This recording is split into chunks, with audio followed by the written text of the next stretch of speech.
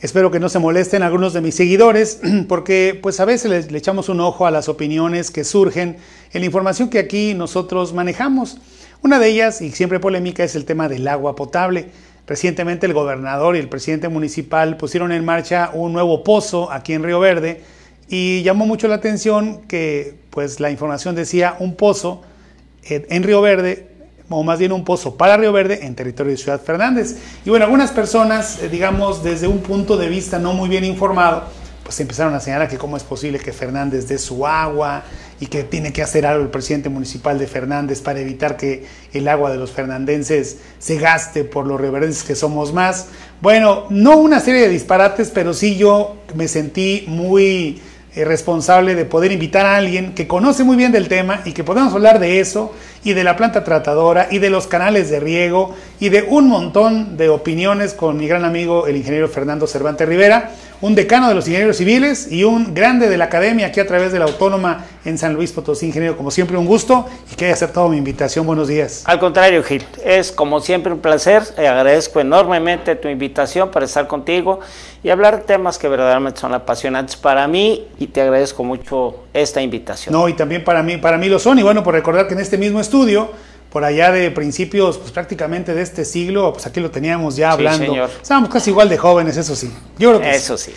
Ingeniero, ¿por qué los pozos están en Fernández y por qué se usan pues para municipios como Río Verde que son conurbados? ¿Cuál es el origen de esto? Mira, hay una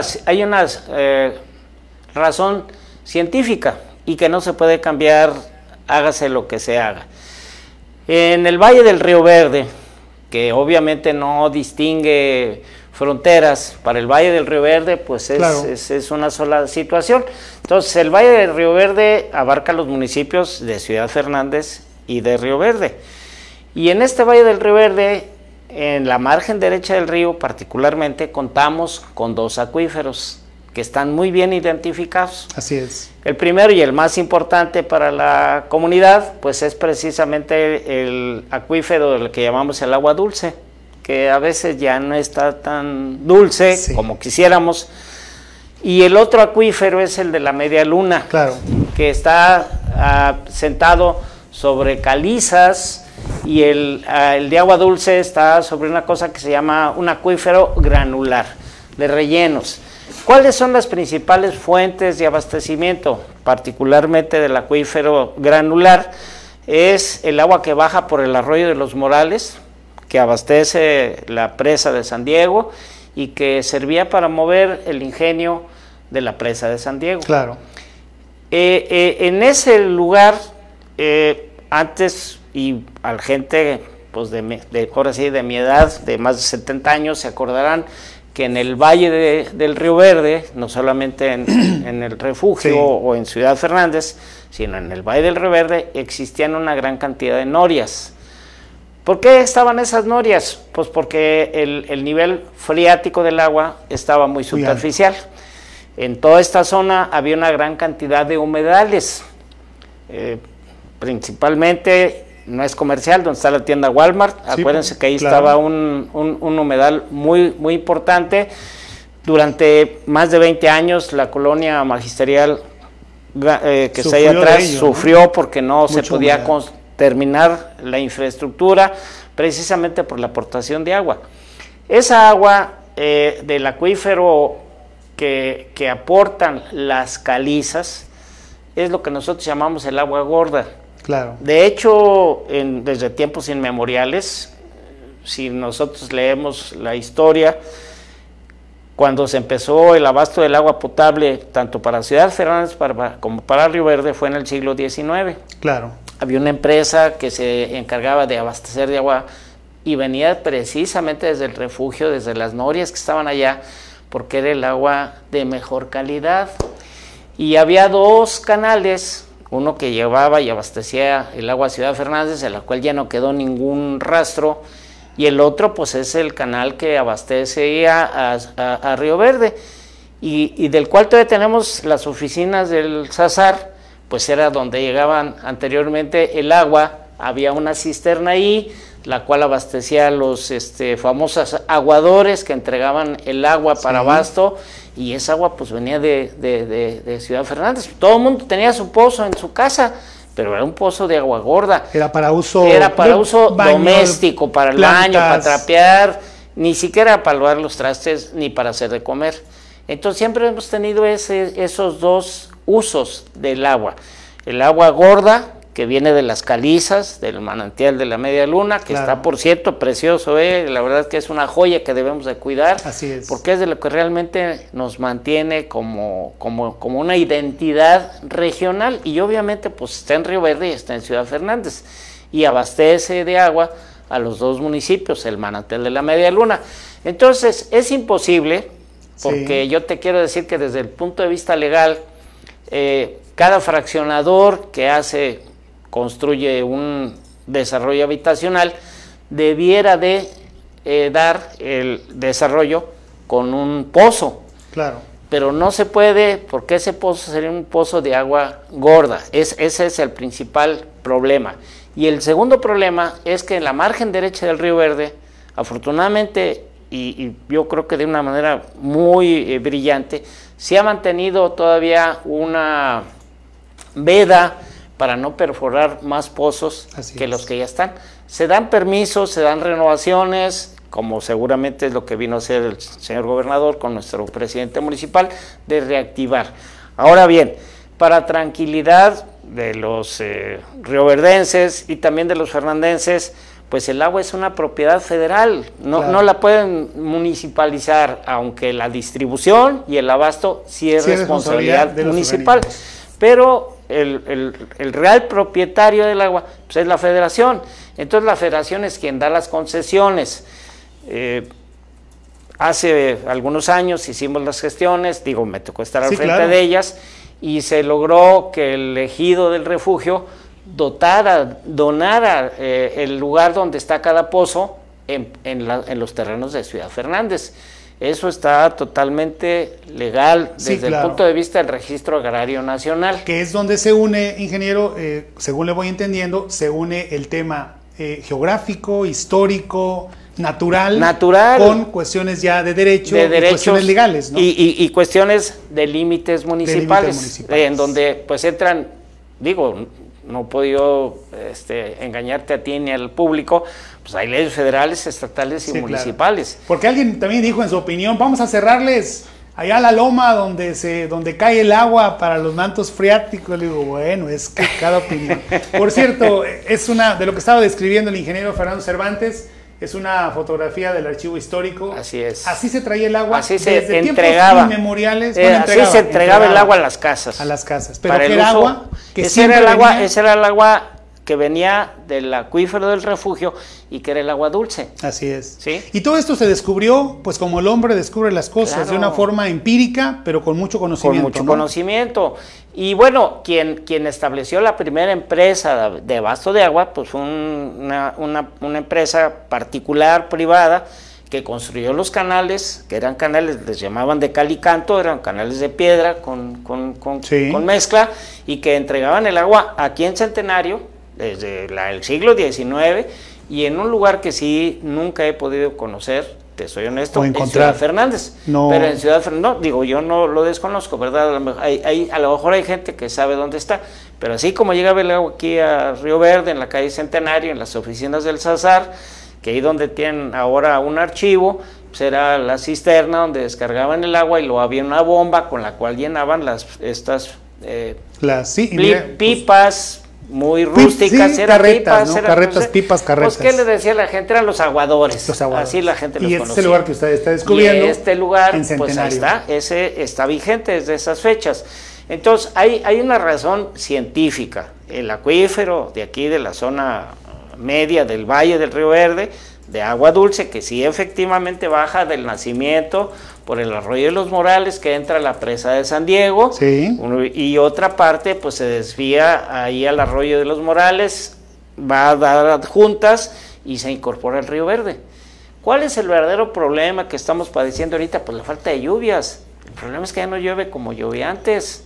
Y eso es cierto, eso es totalmente cierto. Eso es cierto, ¿no? Entonces, hay tormentas muy fuertes, muy intensas, de muy corta duración, donde el agua nos causa problemas en inundaciones en la ciudad, pero toda se desperdicia y toda se va. Y obviamente no tenemos infraestructura, porque los drenajes de las dos, bueno, desde Río Verde, perdón, el refugio, Ciudad Fernández, Río Verde y el Puente del Carmen, todos los drenajes están conectados con la intención de ir a dar a la planta de tratamiento. Ahorita esos drenajes, en este momento, se llaman drenajes mixtos. Llevan el agua residual, el agua negra, pero también sirven para desalojar el agua de lluvia. Pero como tenemos un montón de calles pavimentadas, pues obviamente ya el agua no se infiltra y escurre sobre las calles. Así es. Y eso es lo que nos causa. Y además, como somos muy malos ciudadanos, dejamos basura, bolsas, olotes y demás, todas las bocas de tormenta se llenan de basura. Por supuesto. Vamos entonces a dividirlo en tres partes. ¿Cuáles son los grandes retos o cuáles son las grandes, digamos, amenazas, por ejemplo, en este manto granular, en esta parte? En este arroyo del agua dulce. Que nos da para tomar, para levantar un vaso. Bueno, ya ni eso. No, ya ni eso. Esa es otra cosa. A ver, vamos a comenzar con eso. Tenemos dos gastos. A ver, vámonos con eso. Yo recuerdo, ingeniero, que llegaba del fútbol del chavo y nos pegábamos a la llave. Ni vaso ocupábamos. No, nada. Nos pescábamos en la llave. A ver, ¿estaba bien en su tiempo eso? En su tiempo estaba bien porque la calidad del agua, repito, en aquellos ayeres, yo te puedo hablar, yo llegué aquí en el 79, el nivel freático andaba entre los 6, 7 metros. O sea, casi a mano, la podíamos superficie, hacer pues sí, era con motobombas, acuérdate aquellas motobombas de motores de petróleo que funcionaban siempre, pues con ese sacaba el agua, entonces no estaba más de 6, 7 metros de profundidad. Ahorita pues los pozos que se están haciendo ya están a 60, 70, 80, 90, con agua las reposiciones que se está pidiendo, ya pide que los pozos sean de 200 metros de profundidad, dentro de ese manto granular. Evidentemente pues cada vez vamos bajando más el nivel de extracción y evidentemente hay más contaminación, tanto por los agroquímicos como por cuestiones de fugas que hay de drenaje sanitario o de fosas sépticas que no están perfectamente construidas. O sea, a veces ser un hoyo no es una fosa, es un hoyo séptico, pero no es una fosa que funcione para poder descomponer correctamente el agua residual. Así es.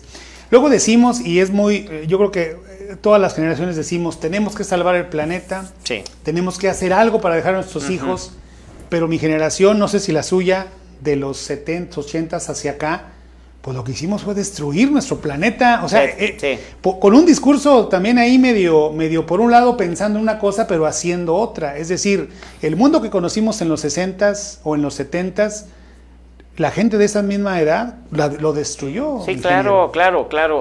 Yo siento una gran responsabilidad en lo personal. Exacto. Porque cuando nos formaron en la universidad, en aquel entonces, en la Escuela de Ingeniería, nunca se preocupaba uno por conservar ni mantener los recursos naturales. Así es. Siempre hablábamos de grandes obras hidráulicas, de carreteras, donde lo importante era la movilidad, acabar, tener una presa grande, por ejemplo, de 100,000 hectáreas que pudiera regar, una presa enorme. Entonces se acababa con toda la vegetación y nunca cuidábamos la cuestión de la conservación de los árboles.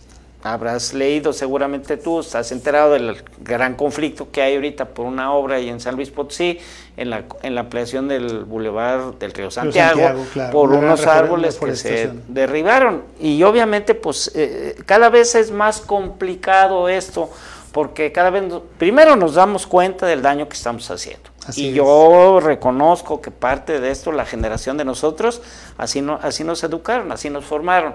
Hoy hay que dejar aquí el terreno para 100,000 hectáreas que vamos a regar como mesa de billar, sin nada. Obviamente bien, erosión, degradación del suelo, la falta de cortinas de árboles para evitar eso.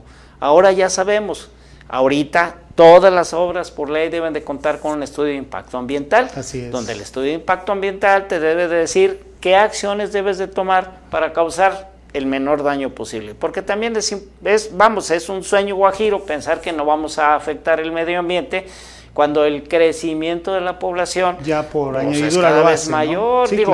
Ahorita todavía tenemos aquí la suerte y la ventaja de manera local, de ahí una gran cantidad de predios baldíos, y eso también permite, cuando hay lluvia, que haya captación, pero también cada vez tenemos, para la comunidad de todos, aquellos lodazales que antes había, pues se acabaron. Ahorita nuestros carros siempre van por pavimento y en todos lados, en comunidades, en las regiones de aquí, de las capitales de los municipios.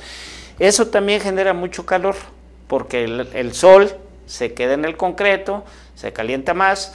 Hace unos días vinieron unos familiares míos y les comentaba que en aquellas fechas, cuando estábamos mostrando las fotos de los aguadores, pues todo el pueblo estaba lleno de acequias y todas las acequias llevaban agua. ¿Por qué? Porque todo el mundo tenía sus huertas en su casa, tenía su pocito para regar la huerta y eso generaba un microclima con mayor humedad. Ahorita tenemos un calor aquí mucho más seco, muy parecido al de San Luis Potosí, que es muy agresivo también el calor. Y de hecho hasta allá el calor húmedo por los días de lluvia hasta allá nos incomoda más que ya el lo otro, siento, ¿verdad? Porque estamos desacostumbrados, entonces no estamos acostumbrados a eso. Pues pianito nos hemos acabado nuestra naturaleza. Así es.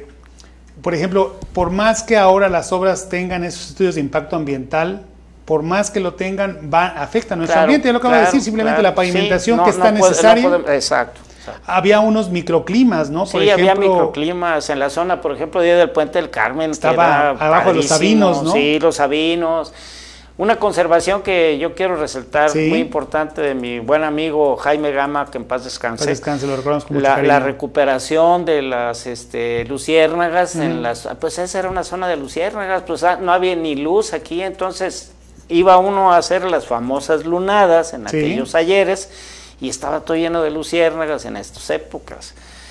Desgraciadamente, estaba viendo también ahorita que nos ha afectado muchísimo a nivel regional, tanto Río Verde, Ciudad Fernández, la cuestión del dragón amarillo por el acabado de las huertas de naranjos. Antes llegaba uno desde marzo, empezaba a entrar uno por la carretera libre y el aroma de puros azares.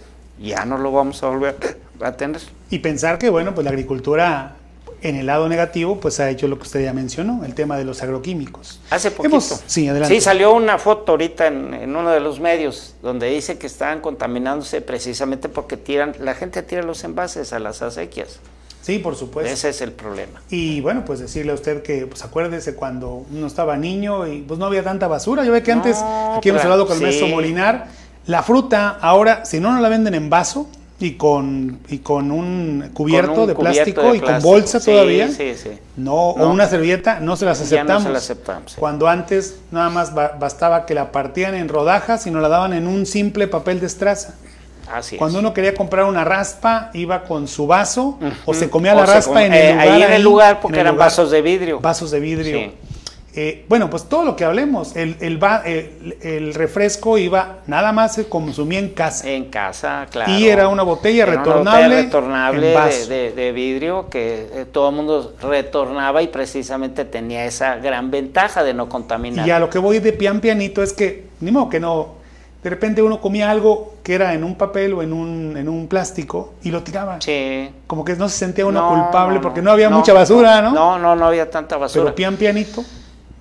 Pero también en aquel entonces, te acordarás tú muy bien, Gil, cuando la gente todos los días en la mañana salía a barrer sus calles. Sí. Y ahorita pues esa cultura se ha venido perdiendo y cada vez somos menos, nadie quiere salir a barrer, queremos dejarle todo a las autoridades y no coadyuvar a salvar el planeta, porque aquí estamos todos y eso es lo que vamos a dejar a nuestra familia, tus hijos, mis nietos, pues ellos son los que van a ir aquí. Entonces sí debe ser más responsable. Así es. En resumen, entonces, los grandes retos de esta parte que nos dé el agua para beber es mantener el acuífero, y sí es cierto, los de la Loma han hecho un excelente trabajo, porque ellos han reforestado una gran cantidad de la zona de la sierra pegadita ahí, han hecho obras con gente de CONAFOR para poder hacer captaciones, para recargar el acuífero. En aquellos ayeres, en coordinación con de los ZAPAS, hicieron varias obras también sobre el arroyo de los Morales para poder inducir la recarga del agua a través de norias viejas en desuso. ¿Sí? Se hicieron algunas presas derivadoras para levantar el tirante del agua y que se metiera. Es que si no al rato, el problema es que la zona de recarga del manantial de la Media Luna es mucho más grande que el del arroyo de los Morales. Sí, claro. Localmente es más chiquitito el acuífero ese. La zona de recarga según yo estudié hace muchos años, viene desde San Felipe, Torres Mochas, del río Santa María, hasta Tula, Tamaulipas. Toda esa agua que viene a dar tanto al manantial de la Media Luna, sí, como al de los Peroles, como al de Puerta del Río, que está ahí en Villa Juárez, como al de los Anteojitos, todos esos manantiales se surten de ese gran acuífero. Así es. Uno pudiera pensar que son mentiras, pero toda esta zona de aquí, la Sierra de Álvarez, fue lecho marino hace muchos millones de años. Entonces, todos los crustáceos y todas las calizas que están ahí, pues es la cal de los caparazones, de aquellos que quedaron en capas, que las vemos en la carretera libre, y se ven muy bien todas las capas, y eso es lo que alimenta el manantial de la Media Luna. ¿Sí? Oye, que por cierto está muy bonito. Ingeniero, y somos privilegiados, ¿no? En esta región, o sea, bueno, no sé qué pensaba usted. Usted llegó por trabajo aquí en el 79. Sí. Bueno, lo hemos contado muchas veces, pero el ingeniero fue parte de la construcción de estos... De la Media Luna y del proyecto de San Ciro. Míticos canales, ¿no? De riego, ¿no? Sí. Que ahorita le vamos a preguntar también. ¿Sirven para lo que son o también deberían de ser turísticos? Ya se lo preguntaremos al ingeniero. ¿Llega usted de qué estado? No, de la capital de San Luis Potosí. A ver, me tocó venir allá para acá. ¿Qué puede pensar la gente de esta región de la zona media por su riqueza natural? Es decir, Monterrey, Nuevo León con sus problemas, todo el norte del país, San Luis Potosí sin ir tan lejos. Es que cuando llegas aquí, llegabas al paraíso. Era un paraíso. Era un paraíso en aquellos ayeres. Porque en aquel entonces, también ustedes nativos de aquí, los que tengan más o menos mi edad y a lo mejor un poquito tiempo menos, se acordarán de todos los manantiales que había: el Palma Larga, el Charco Azul, el Agua Sonadora, la Rosa de Castilla, el Manantial de la Virgen, todos esos manantiales que eran paseos verdaderamente increíbles. Claro. En aquellos ayeres, hace muchos años, gracias, no sé si recuerden en Semana Santa los famosos paseos de Semana Santa para ir a acampar toda la semana. Sí, claro. Y ahorita pues es imposible, ya no se puede. Una por cuestiones de la inseguridad, otra por cuestiones de que el río ya no está, a pesar de que desde 1970 se empezó con las descargas del drenaje y duraron hasta que terminamos. Ahora sí que la administración nosotros concluyó con la planta de tratamiento de aguas residuales, que además se condonó, que es algo que ya no se recuerda, pero nos quitaron una multa de 400 millones de pesos la federación. Y eso... Que para allá vamos, ingeniero. No, bueno, pues yo lo sé y lo entiendo, porque además la planta...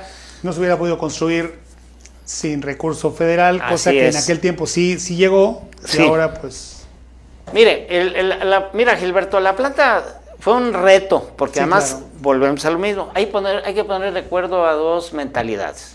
Pero dije, ¿cómo ves si lo dejamos para más adelantito? No salirnos. No salimos. Entonces aquí la cuestión de los acuíferos es obras de reforestación, que tienen que ser de largo plazo, obras para infiltrar el agua. Ahorita también hay una ley a nivel estado donde todas las construcciones, hoy vamos a tener una capacitación con el Ayuntamiento de Río Verde para los permisos de construcción, todos los ingenieros deben de saber que no se debe de construir totalmente las casas. Tiene que dejar el 30% de superficie de jardín o de patio de tierra para que el agua se infiltre. 30%. Bueno. Eso es muy importante. Todos los ingenieros y constructores y personas que vayan a hacer una vivienda deberán de saber que el 30% del predio debe de quedar abierto precisamente para poder captar la mucha agua que nos llega. Y pensar en que somos un ser natural y ser social y somos parte de lo mismo, ¿no? Es que somos la humanidad, a veces los seres humanos pensamos que somos ajenos a todo el entorno, a toda la cadena alimenticia que hay. Y no, pues somos una parte. A veces es la parte más dañina de mucho de lo que existe y estamos afectando a muchas cosas. Yo todavía aquí, ¿escuchas? Ay, no, oiga, el vaso salió roto. Ahorita no, sí, pero la bronca nada más que no se vaya a mojar. Pues no, la bronca es que se desperdicie el agua. No, además. Entonces te digo, hay una serie de cuestiones que tenemos que tomar en cuenta y que debemos de luchar por más que se pueda por eso. Si podemos sembrar un arbolito, si podemos mejorar nuestra cultura de la basura, si podemos apoyar a las autoridades municipales tratando de evitar dejar escombros, mis colegas ingenieros de toda la vida también, claro, que luego somos muy dados a construir y hacer revolturas en la calle, pero luego ya no limpiamos, sí, ya dejamos todo el mugrero, sí, y obviamente afectamos de manera muy grave a los drenajes. Sí, que ese, sí, es el punto que vamos a ver después de la pausa, aprovechando que está aquí nuestro ingeniero expertise en el tema, Fernando Cervantes Rivera, ya jubilado, pero no retirado de muchas de sus actividades. Y bueno, mientras recogemos el agua... Espérame, déjame, voy a vaciar hasta acá, sí, para que ya no se siga y tráiganse una franelita, porque si no... Vamos a ir a una pausa. Creo que quedó muy claro el tema del agua y creo que es un gran reto para nosotros. Si usted se decidiera, ingeniero, ¿cuál de los dos mantos, si dijéramos uno se va a acabar, cuál debería de acabarse? No, bueno, es que ninguno se acabe, ¿no? No, bueno, que no se acabe ninguno. Hay que proteger, porque mira, el acuífero granular es como una bolsa, como un globo, que está rodeado por el acuífero de las calizas. Sí. Entonces, y con las presiones, cuando el acuífero granular estaba muy arriba, entonces el agua de las calizas no entraba. Sí, claro. Ahorita tenemos el problema de que hay una intrusión, le llaman. Al revés. Está entrando agua del agua gorda, de las calizas, al granular, y por eso, tienes toda la razón, ha disminuido la calidad del agua que nos entregan en la casa. Antes, la que tomábamos. La que tomábamos directamente en la llave. Sin ningún problema. Así es.